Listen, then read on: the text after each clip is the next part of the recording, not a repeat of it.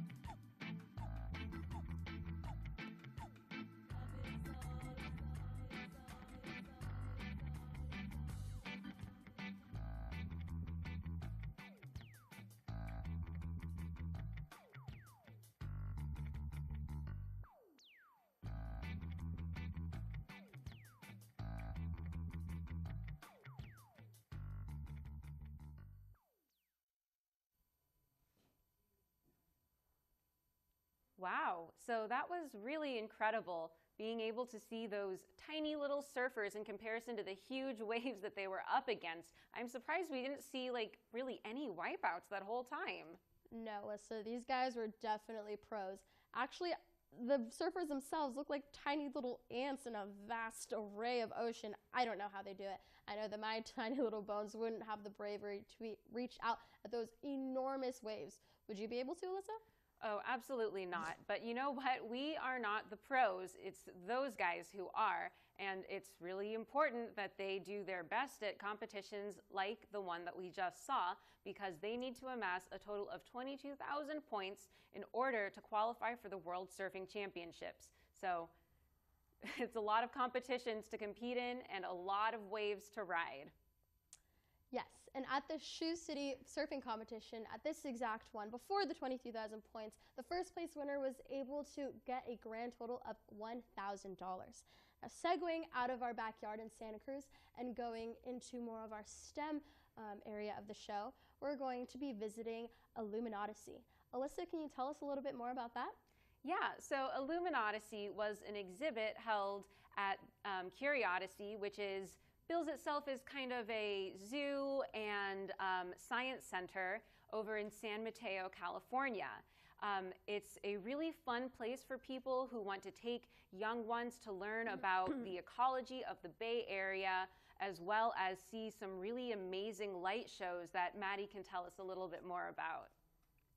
I'm more than happy to, Alyssa. The light shows that we were able to see at CuriOdyssey were one of the most beautiful and amazing. They actually have a NASA projection of the sun that is actually in real time. You can see it there. And in our clip that we're going to show you right now, let's take a look at CuriOdyssey.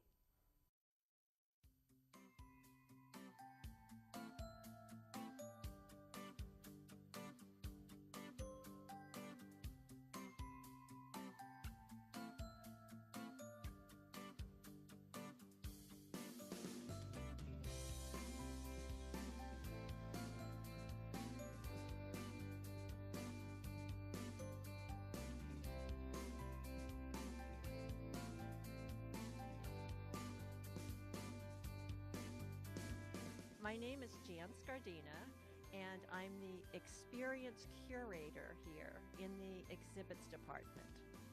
All right, Jan, if you could tell us, what is CuriOdyssey? We think of CuriOdyssey as a science playground and zoo. We have dozens of hands-on interactive science exhibits here, as well as a zoo with rescued native wildlife.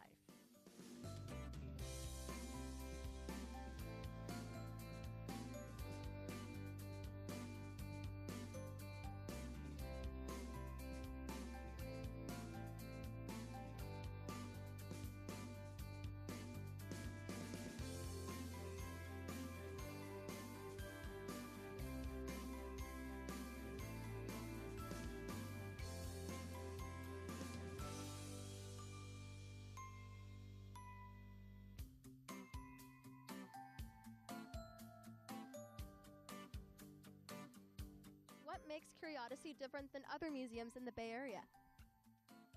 Well, we used to be called Coyote Point Museum, and a lot of people have very fond memories of us when we were that. We have been refreshed and reinvigorated when we changed our name to CuriOdyssey. We still are a kid and family-friendly museum, science and wildlife museum, here on the Mid-Peninsula. We're located in a county park, which is a lovely setting. We have a beautiful boat harbor nearby, tremendous views of the San Francisco Bay when you're inside the building. And we are located not far from 101, so people from San Francisco down to San Jose can come. Not far from 92, so our coastal families can reach us easily, and of course from the East Bay.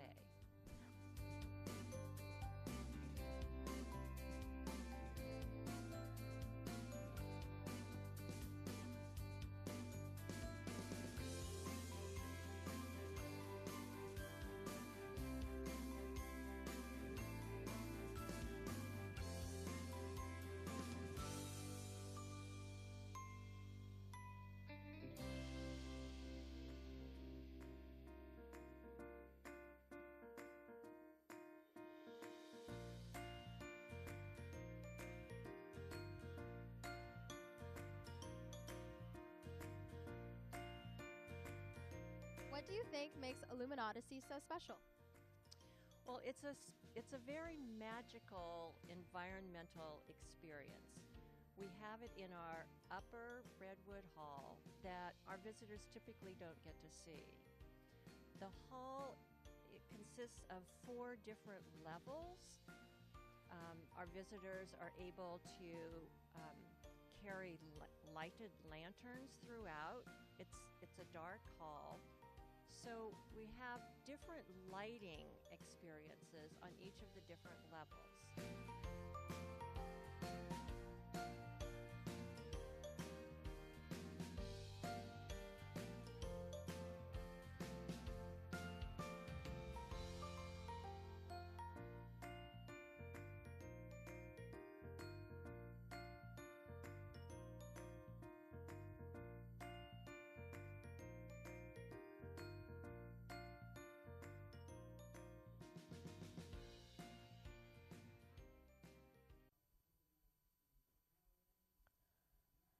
And that was IlluminOdyssey, folks. You can check them out in San Mateo, and actually they were voted Bay Area Parents 2017 Best Place to Take Your Children to Learn About STEM Education.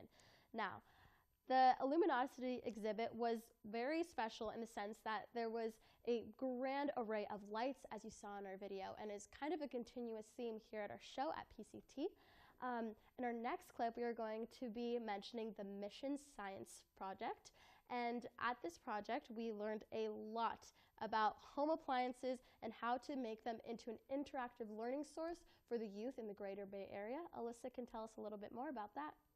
Yeah, so the founder of Mission Science Workshop was Dan Sudrin, and he is somebody who has dedicated his entire life toward making sure that everybody has access to a living wage and fair working conditions. In fact, back when he was, in the 60s, he worked with Cesar Chavez, which is just an amazing claim to be able to make.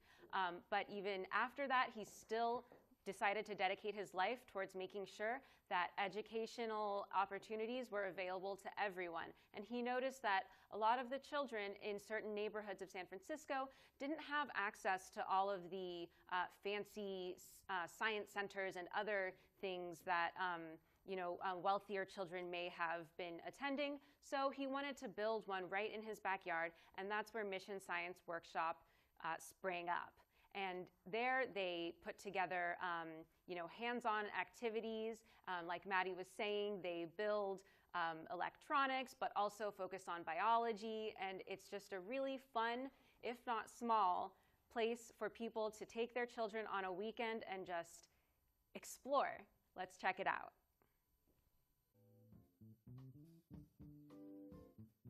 So my name is Dan Sudrin. I'm Executive Director, Founder, and Teacher at Mission Science. So I'm overall the sort of the boss man, but also I relish more just being the general helper and busybody around here. And I also build exhibits. I develop curriculum. I train staff. Pretty much try to be jack of all trades. I would never be a good principal or a traditional educational administrator because I like getting into stuff, and that's what keeps my juices flowing. Speaking of keeping your juices flowing, how did you get into making the Mission Science Workshop? I went to college in Chicago at the University of Chicago. I majored in history. I became a lawyer during the Vietnam era, and I worked in sort of what we call social justice law. I worked with poor Hispanic farm workers. I was assigned to a VISTA program in Idaho in 1966. I worked there, and I got involved with the Farm Workers Union with Cesar Chavez in the late 60s, and came on board as an organizer, where I was organizing along with Chavez and other leaders of the union into the 70s, which lasted a while, but then I sort of burned out on that a bit and came back to San Francisco, knew that I didn't want to be a lawyer, and I got interested in technology. At the end, technology was not computers, it was actually fixing TVs. And I realized what an amazing thing a television is. I mean, just the fact that this information all flows through the air, electromagnetically and so on and so forth. So I got, I got the bug, and I just was like, man, this is the coolest stuff. And I didn't go back to get a degree, but I just became my own teacher, and I found people to teach me. Exploratorium people helped me. And it finally ended up with this idea of having a community science workshop in my neighborhood. Most of the kids were pretty low-income Hispanic immigrant kids, and they never went to Exploratorium. They never went to academies. So I said, well, let's just have one in the neighborhood. So I started one in my garage. And then, of course, I realized that was going to be the end of my personal life once I had that, because they would all be waiting for me when I came home from work, and I had to show them stuff. So luckily, City College gave me a space in City College at the Mission campus, and that was 1991, and that was, we celebrated our 25th anniversary 3 years ago in 2015, or 16, whenever it was. At any rate, that's sort of that story in a quick sketch. What does it mean to you to give back to your community and hosting such a small but yet very impactful science workshop in the Mission District?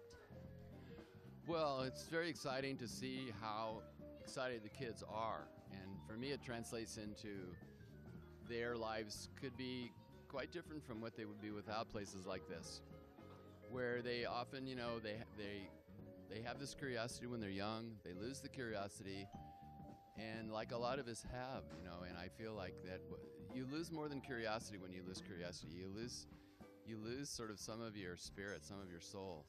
So I like to think what we do is really soulful science. And it's going to serve the kids whether or not they become scientists. They're going to have a love of their lives and of the world, regardless of what they end up doing. On Mission Street, we have this workshop. We also have one in Mission High School. They're both full-time workshops. So we work actually probably overtime. Our free open times are second and third Saturdays of the month from 10 to 3. And every Monday from 3 to 5 at this workshop, every Wednesday from 3 to 5 at the other workshop. During the week, we see school groups from 9 to 5 on field trips and after school. But like this time, anybody can come in from anywhere, any age, any situation. It's completely open, it's completely free. And those are those times I mentioned with the second and third Saturday and the Mondays and Wednesdays after school. Wonderful. Thank you so much, Dan.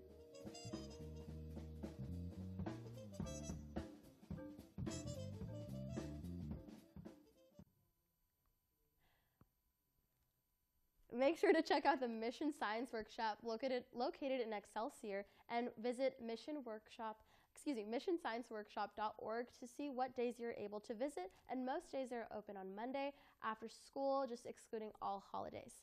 I think the biggest takeaway from the Mission Science Workshop that Alyssa and I took away was the mass whalebone installation that you saw there, in addition to a horse puzzle made completely out of bones, and as well as an ostrich, right, Alyssa? They had a completely assembled ostrich skeleton, which I had never seen before. And let me say, ostrich skeletons don't look any less freaky than real ostriches. And neither do whale ones either, actually. And the mass enormousness of the whale carcass was something that all the kids were looking to put together and really have a hands-on experience. Mr. Sudrin is incredibly dedicated to making sure that children of this generation in the Bay Area aren't just glued to their phones. He spoke to Alyssa and I privately and really emphasized the fact that we are losing the grip on children really having hands-on playtime, and this is what the Mission Science Project is all about. Yeah, and also going back to Dan's own personal story about coming into STEM later in life, it's never too late to stop learning. And our next clip, which takes place at the Exploratorium in San Francisco, is all about helping adults relearn what that wonder of seeing amazing science in real life is all about. So what was the event that we went to, Maddie? The Glow Festival of Lights, located at the Exploratorium on Pier 50 down in the Embarcadero, was one of the most amazing experiences I can say. And Alyssa and I just had a ball there. There are beautiful light sequence shows, a myriad of music, bars, food. There's so many things. I can't even tell them all to you until you watch this awesome video. Let's check it out. Hello, I'm Madison McKay here with Pacific Coast Television. Tonight, PCT has made it out to the Exploratorium, where we'll be taking a look at the Glow exhibit. Let's take a look.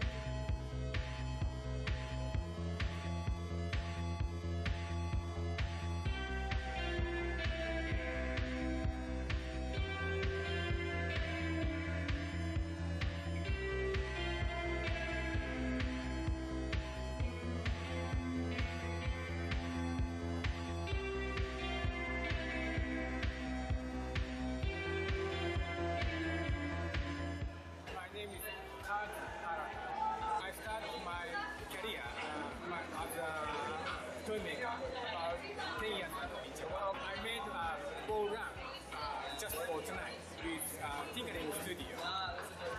I made part of my work in my studio in Japan. I asked to make some parts to Tinkering Studio, and we assembled together. I really want to entertain visitors. I feel really happy to see the visitors enjoying my pieces.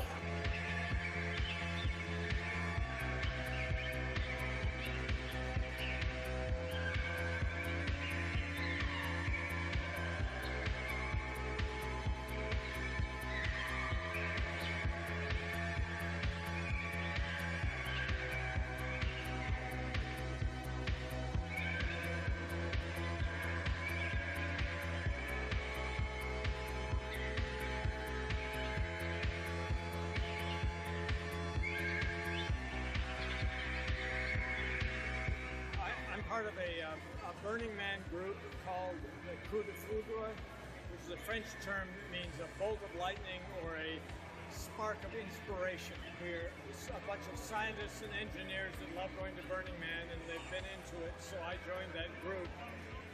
And we started off making large Tesla coils, and then we're expanding that to say what else can we do, so we wanted to explore the artistic and scientific effects of plasmas. You've probably all seen small plasma globes and played with them, and we wondered, what if you tried to make something really big? And so that's why we created these large plasma tubes, and it was a scientific challenge to build the drivers and create them. And we had the work of software engineers to build these things. I designed part of the electronics, others designed other parts of the system, and the whole group contributed into building these and presenting them as an experience.